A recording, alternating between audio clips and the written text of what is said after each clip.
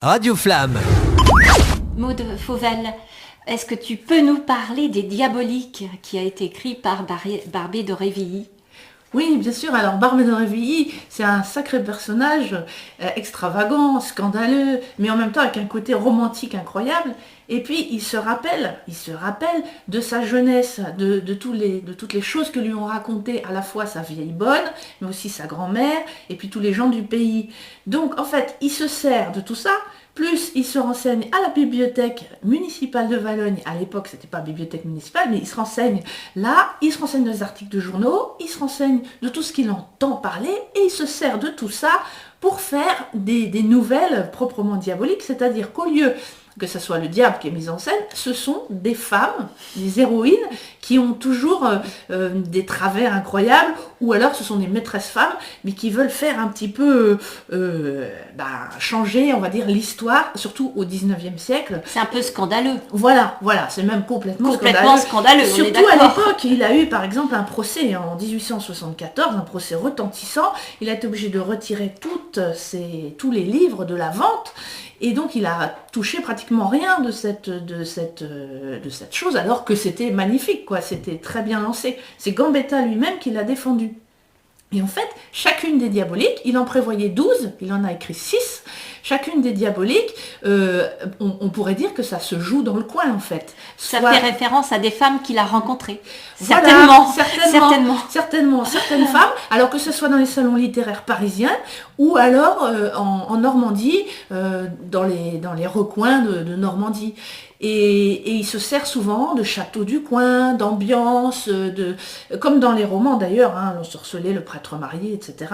Il se sert vraiment de personnages, il change les noms, ou il les invente, mais toujours il se débrouille pour que ça soit hyper attractif, si on peut dire. Et en même temps, il s'y connaît drôlement bien dans la psychologie humaine. Il va féminine, très loin. Psychologie féminine. Et féminine, c'est ça qui est très intéressant. D'ailleurs, il a beaucoup de côtés en lui, c'est ça qui est très intéressant. On a dit que c'était un dandy, que c'était un artiste complet. C'est vrai, il était orateur incroyable. Il paraît que dans les salons, il était flamboyant. Quand il racontait quelque chose, c'était vraiment... on l'écoutait. Tout de suite prenant... On a des gravures qui le représentent en train de raconter des récits, et tout le monde est captivé en fait. Et d'ailleurs, dans la plupart des choses, des éléments des diaboliques, il se met en scène. Et il se met en scène en tant que racontant, mais aussi en tant qu'écoutant. Et ça, c'est assez extraordinaire. Et puis, donc il y a plusieurs diaboliques. Il y a le rideau cramoisi. D'ailleurs, j'ai un ami que je cite au passage, qui s'appelle Julien Sapoury, qui va faire un ouvrage là-dessus, assez fantastique.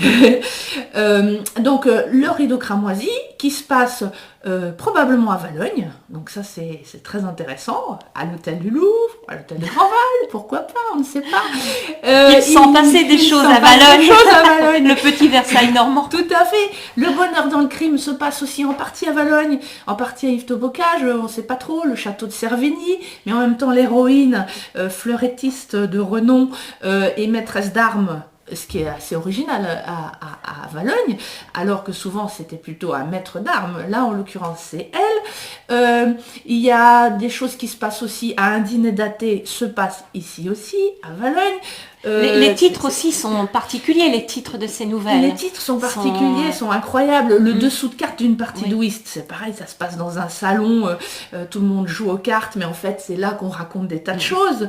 Voilà, donc il y en a 6 en tout, et vraiment je laisse nos auditeurs découvrir, parce que s'ils ne connaissent pas Barbé d'Aurevilly, sa langue flamboyante, je répète, mais aussi il arrive à mettre un peu du normand par-ci, des inventions par-là, il écrit vraiment très très bien, et il prend beaucoup de temps pour la description, faut pas s'inquiéter, c'est justement parce que ça va faire partie de l'œuvre vraiment, et à la fin, je vous raconte pas, mais à la fin de chacune des nouvelles, eh bien ça ouvre des perspectives immenses, on ne sait pas si c'est vraiment la fin, voilà. Eh bien, ça nous donne vraiment envie de lire ces récits, ces romans. Et pour les personnes qui n'aiment pas trop lire, il y a aussi des adaptations cinématographiques qui ont été faites. Mais bon, on a vraiment envie de lire Les Diaboliques. Merci Maud. Merci. Radio Flamme.